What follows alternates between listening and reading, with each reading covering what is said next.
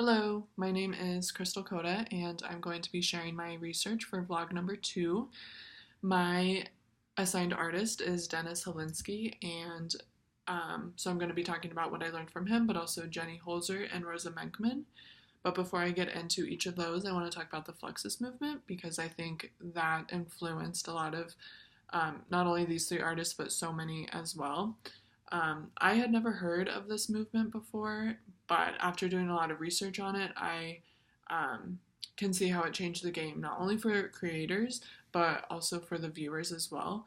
So, this movement opened up what the definition of art was at that time. So, in the 60s and 70s, it kind of brought a whole new level of creativity for people. It kind of like shook things up when people were kind of falling into the same habits, same routine, same ideals and opinions.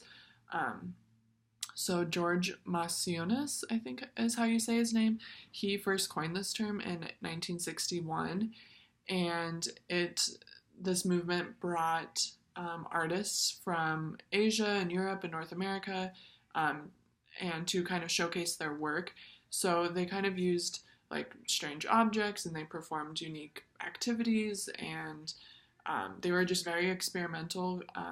And some artists that took part of this were Dick Higgins, Allison Knowles, and Yoko Ono, and this encouraged a kind of do-it-yourself kind of aesthetic, and it aimed to reverse any restrictive tendencies in our culture at that time.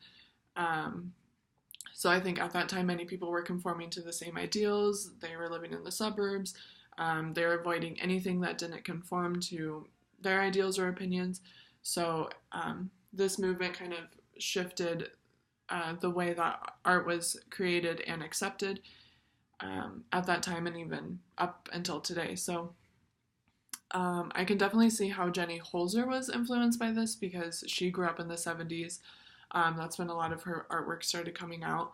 She's a neo-conceptualist artist, which means that her work is influenced by gender, race, and politics and class, just to name a few. But she was born in 1950 in Ohio, and she got her master's in fine art from the Rhode Island School of Design in Providence, and she received her honorary doctorates from the University of Ohio and New School University in New York.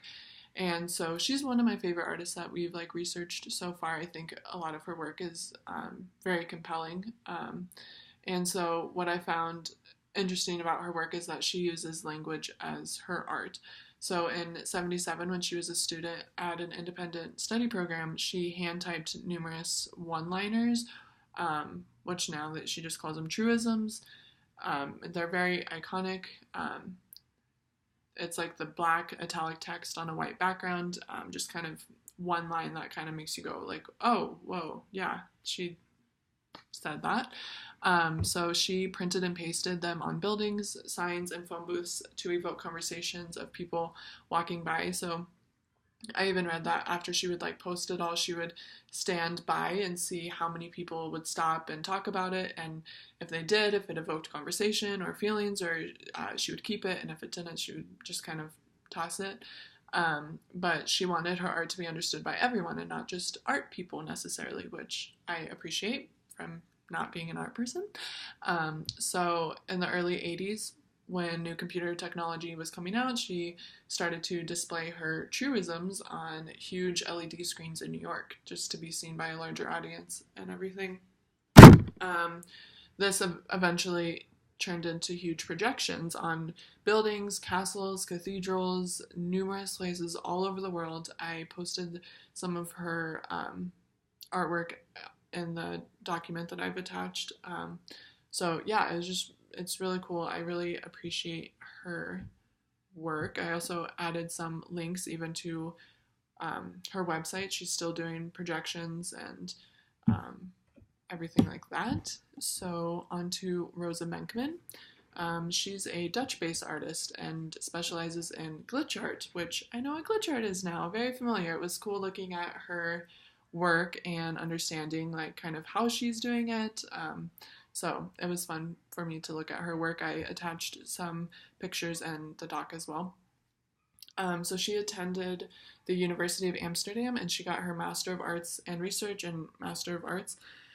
And I think now she's pursuing her PhD, or she already has it, I'm not sure. But in 2011, she issued a book called The Glitch Momentum, which focused on the popularization of glitch artifacts and defines it as a genre. So before she kind of like, really made this known that this can be a genre, and it was kind of unheard of. So this book went along with the Glitch Festival, first held in Chicago and in Amsterdam, and it just brought together glitch artists to share their work and ideas. And I was on the website, and there's an FAQ page, and one of the questions is like, oh, what is this? Why? What is glitch art? And it said that we think glitches have amazing potential for exploring new aesthetic forms and theoretical ideas and raising awareness of the assumptions and politics embedded in the digital systems that have come to dominate our lives. So I had never even, that did not occur to me that that's what glitch art has the potential to do. So glitch art kind of breaks down digital art at its core and exposes the systems that are used in it. It can bring on feelings of nostalgia, memory, failure, and chance. Some artists are interested in the structural aspects because it has the potential to expose the systems that govern us individually and collectively. So they can be used to challenge language and communication, both physically and online. So again, I had never considered this as an option for glitch art, evoking the feeling of the viewer, but so that was really interesting to learn more about. So and then on to Dennis. So he was one of the first students at the Rhode Island School of Design's video program, and so he went to school, or who was it? Jenny Holzer? Yeah, Jenny Holzer also went there too. So so more than 30 years later, he is currently a professor there. So he teaches classes such as photography, 3D computer-generated images, and digital foundations, and he's also a co-founder of Electron Movers, which is a regional media center and performance space. And I also found this little tidbit of information. I thought it was just a cool little fact. He's also in charge of the fireworks celebration in Providence at several community art events, which is kind of cute. So in 2006, Holinsky took a video of a flock of starlings and started experimenting with this footage. So I read one article that he was sitting in his car at a Dunkin' Donuts. I don't know if it was a Dunkin' Donuts, but likely.